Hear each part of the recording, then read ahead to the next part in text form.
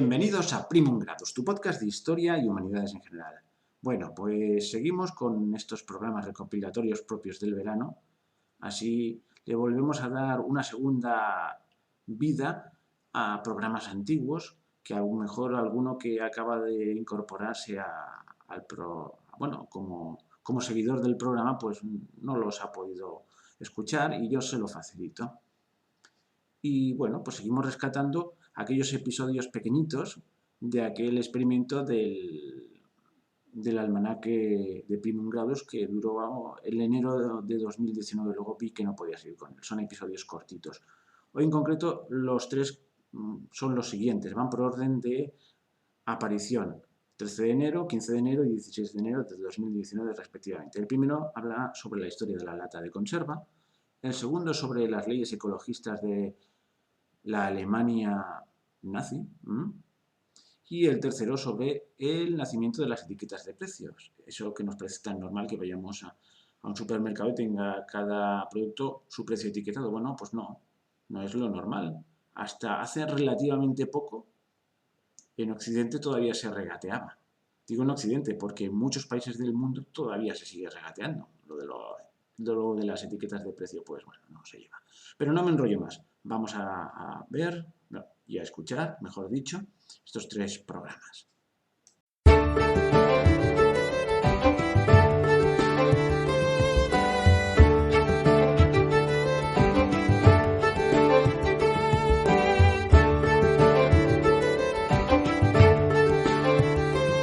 Bienvenidos al almanaque de Primum Gradus. Hoy, 13 de enero de 2019, domingo, se celebra el bautismo del Señor y además es San Hilario de Poitiers. Felicidades a todos los hilarios. Y bueno, buscando una historia para contar hoy, tenía apuntada, porque me voy apuntando las cositas en una libreta, historia de la lata de conserva. Tal como la conocía yo, era una historia cerrada en sí misma, una historia redonda, como se dice, con principio y fin. Y con moraleja final, pero resulta que no es tan así. Pero os lo voy a contar lo que yo tenía. La historia que yo os pensaba contar era: Napoleón convoca un concurso público para ver el método de conservar alimentos destinado al ejército que iba a mandar a Rusia, a la Gran Armée, que acabó en desastre, como sabéis, que sabéis mucho de historia. Y bueno, pues alguien inventa la lata de conservas y funciona. Pero hay un pequeño detalle que no cuida, y es que la sella con plomo, y el plomo es, a la larga, si estás muy expuesto a él, es venenoso. Resultado de esto es que a las desgracias propias de la guerra se suma que los supervivientes de aquel gran ejército con el tiempo empiezan a padecer enfermedades extrañas. Es una historia trágica, pero ya os digo, como muy redonda. Iba a contar esto, pero claro, yo antes de hablar procuro documentarme, y me he dado cuenta de que la historia de la lata de conserva sí empieza en Francia, en época de Napoleón, pero es ligeramente diferente, y no es una historia tan redonda, y un poquito más de más largo alcance. Así que os la resumiré brevemente, y esa va a ser la historia de hoy.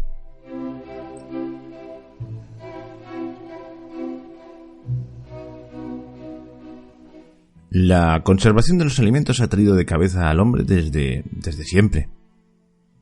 Hay métodos tradicionales como el ahumado o la salazón, que bueno, en cierto modo iban apañando las cosas, pero tenían un pequeño problema: no eran aplicables a determinado tipo de alimentos, en concreto los vegetales. Y esto tenía graves consecuencias para una profesión muy concreta, el de la profesión de marinero. Puesto que sí, tenían ahumados, tenían salazones, pero no tenían alimentos de origen vegetal. Y esto significaba que estaban muy expuestos a una extraña enfermedad llamada escorbuto. Pero este problema con la conservación de los alimentos también causaba problemas a grandes masas de desplazados, como eran los ejércitos de la época posterior a la Revolución Francesa. Recordáis que Francia movilizaba montones de hombres, miles y miles de hombres. Esto llevó a que en 1795 el gobierno francés de Napoleón Bonaparte ofreciera un premio de 12.000 francos a quien encontrara un proceso que permitiera hacer duraderos durante largo tiempo los alimentos y así abastecer las campañas de su ejército. Y aquí surge Nicolas Appert, que era un chef, un pastelero y un enólogo. Y sería finalmente el patriota reclamado por Napoleón. Este francés sería el inventor del proceso de esterilización con calor de los alimentos envasados en recipientes cerrados, conocido como proceso de apertización. ¿Y qué es el proceso de apertización? Pues el baño María. Bueno, como baño María se conoce entre las amas de casa. ¿Y qué es lo que descubrió Appert? Pues Appert dejó su trabajo como cocinero y destilador y pasó 14 años cocinando parcialmente los alimentos y guardándolos en botellas de vidrio grueso con boca ancha, cerrada con tapones de corcho asegurados con alambre y lacre para asegurar su contenido, que luego hervía por más de 12 horas en el agua. Nicolás observó empíricamente que los alimentos se mantenían sin alterar por largos periodos de tiempo, conservando todas sus características organolépticas. Esto lo estoy leyendo porque lo de organolépticas a mí no me sale de natural. Total, que las muestras conservadas de Appert fueron enviadas a la marina francesa que batallaba en el Mediterráneo. Hasta entonces, por eso los marinos se alimentaban de alimentos ahumados, salados o fermentados. Con el avance propuesto por Nicolas Appert, los marinos podían disfrutar de frutas, verduras y carnes en alta mar. Fue por esta razón por la que en 1810, o sea, habían pasado unos cuantos años desde la propuesta, Nicolas Appert recibió el premio de los 12.000 francos por parte del conde de Montelibert, ministro del gobierno de Napoleón.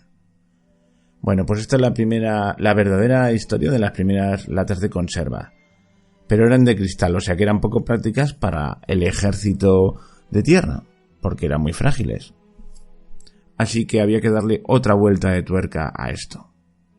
Pero mientras tanto Appert con ese dinero construyó la primera fábrica de envasado y poco después publicó un libro, lo tengo aquí en francés el título, pero ya sabéis que yo no la tengo jurada a los idiomas, que sería algo así como el arte de conservar animales y vegetales durante muchos años, y donde se detallaba el proceso de envasado de más de 50 alimentos.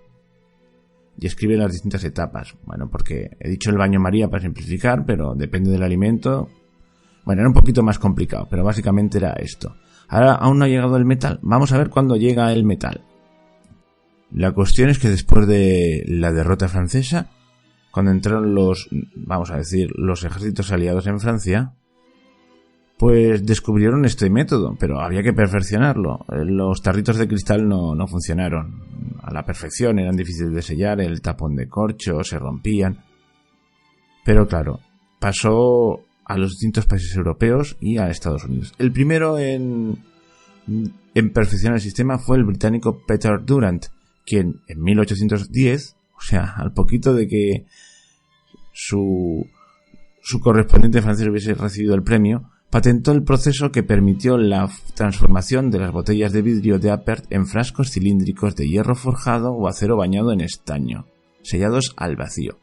Bueno, la cuestión es que el asunto siguió perfeccionándose y Peter Durrant vendió su patente a Brian Donkin y a John Hall, quienes finalmente mejoraron el proceso de enlatado haciéndolo más mecanizado e industrializado. Antes cada lata tenía que hacerse a mano y llevaba hasta 6 horas preparar adecuadamente el alimento para su envasado. Y bueno, la cosa se fue perfeccionando, pero mira, ya acabo ya porque si no esto se va a alargar. Pero hay un dato que a mí me ha asombrado, y es que resulta ser que el abrelatas se inventó allá por el 1850, o sea, cuando llevaba tiempo funcionando las latas. Antes, ¿cómo se hacía? Pues con martillo de cincel. Increíble, ¿verdad? Pues increíble, pero cierto. Y con esto yo creo que ya está lista la historia de hoy. Hasta pronto.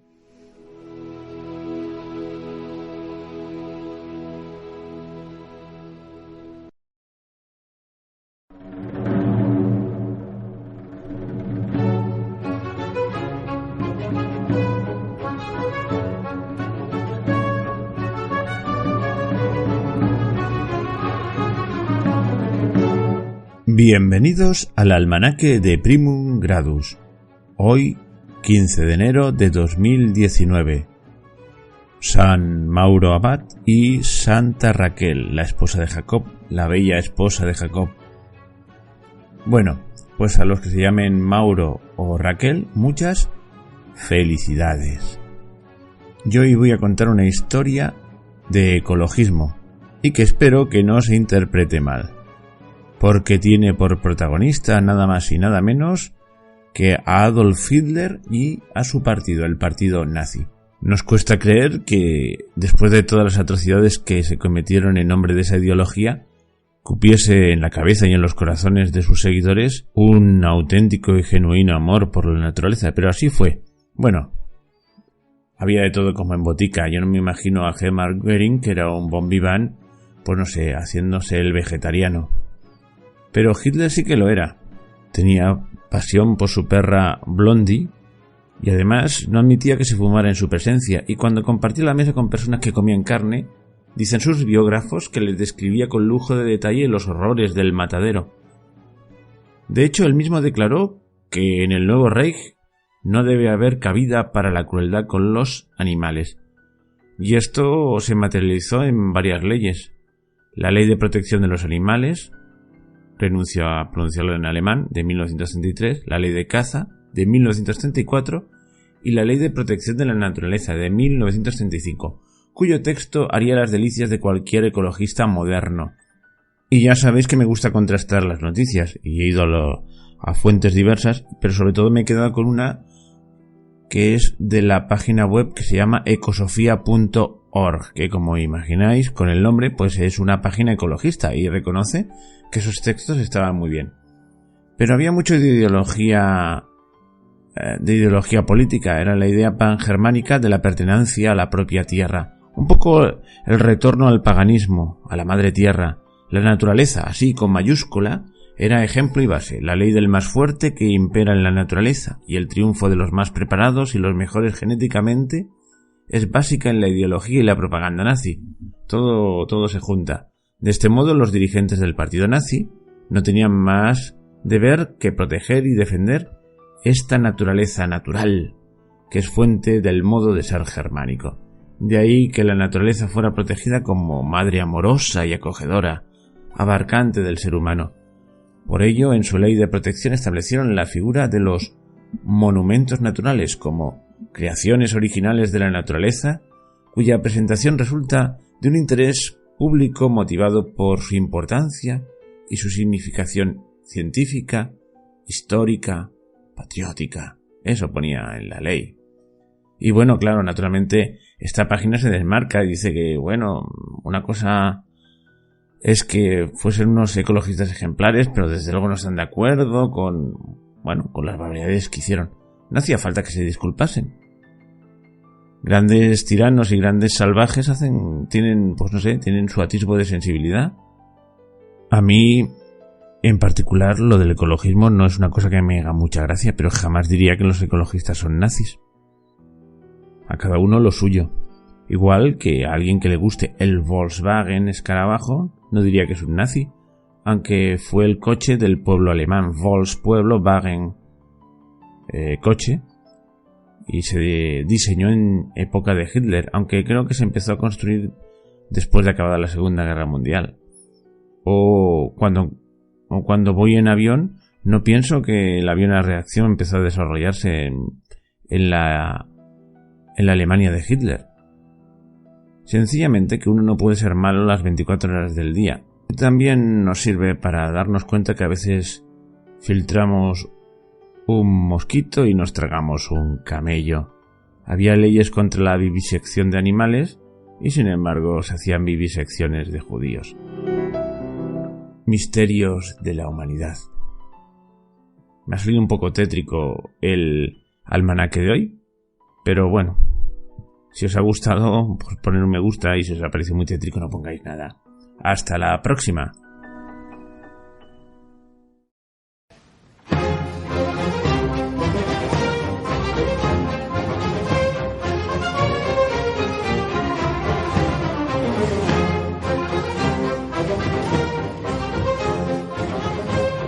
Bienvenidos al almanaque de Primum Gradus. Hoy miércoles 16 de enero de 2019, San Marcelo I Papa. Felicidades a todos los Marcelos que hoy celebren su onomástica. Y hoy vamos a hablar de economía de bajos vuelos, de precios, pero no de precios de transacciones internacionales, sino de comercio al detalle, de los precios en las tiendas donde tú compras tu ropa, tu comida y, pues no sé, desde un bolígrafo, lo que quieras. Y concretando más, vamos a hablar de las etiquetas de precios. Cuando entras en el supermercado o en la tienda de la esquina, todo tiene un precio puesto en una etiquetita. Y nos parece lo más normal del mundo, pero no siempre fue así. De hecho, hoy en día, en muchos países, puede que en la mayoría no es así.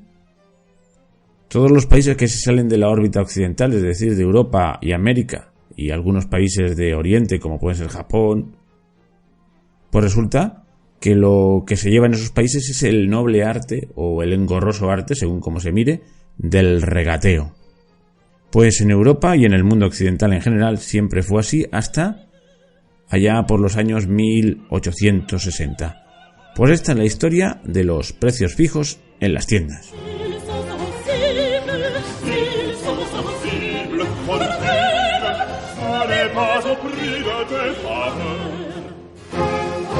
Digamos que la costumbre de poner precios fijos a los productos de una tienda nació de una especie de escrúpulo religioso o escrúpulo moral propio de los cuáqueros, que pensaban que cobrar de forma diferente a distintas personas por el mismo producto era inmoral en sí mismo. Y uno de estos cuáqueros, el neoyorquino Rowland H. Macy, fundador de los grandes almacenes Macy, resulta que aplicó este principio y le puso un precio único a todos sus productos. Rápidamente, Wanamaker, otro pionero de las ventas, abrió sus almacenes Grand Depot bajo el principio: un solo precio para todos, aquí no hay favoritismos. Gran campaña.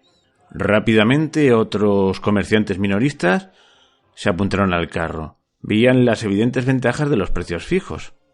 Todos sabemos que en los negocios la proporción de gasto más importante acostumbra a ser la relacionada con el personal empleado. Y desde luego gastar en formación para que aprendan el noble arte del regateo y además luego el tiempo que emplea el vendedor en regatear, pues esto se lo ahorraban y podían dedicar a prestar atención al cliente. De manera que esto se fue cada vez haciendo más popular y así hasta nuestros días en el mundo occidental, donde es inconcebible entrar a una tienda y donde tengas que empezar a regatear.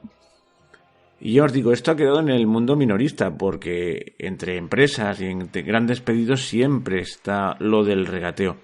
Otra cuestión ¿es realmente inmoral que cobrar de forma diferente a gente diferente?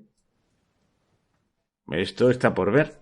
Desde luego hay gente que tiene más dinero que otra y hay otra más pobre y tú puedes hacer, pues no sé, puede ser incluso una obra buena vender con un precio más moderado al más pobre y con un precio más elevado al más rico que no le importa. Si no le importa, pero claro, tiene un pequeño fallo. Y es que cuando las diferencias son muy grandes, imagínate que vendo pan y viene el Millonetis y se lo vendo mira, como el Millonetis lo puede pagar, le voy a vender la barra de pan a 20 euros. Y al pobrecito de la esquina que está pidiendo se lo voy a dar a 10 céntimos. Una cosa compensa la otra y de sobras. Eso tiene un pequeño problema, sobre todo cuando es una pequeña comunidad donde gente no se conoce. Y es que si yo fuese el pobre de la esquina, compraría muchas barras de pan y luego las vendería por, a 3 euros. Bueno, se me ocurre ahora. La cuestión es que, pese a todo, los precios fijos también benefician a la gente, al promedio de gente, puesto que una tienda, para ser competitiva, tiene que hacer el promedio. No puede pasar, si no la gente no compraría.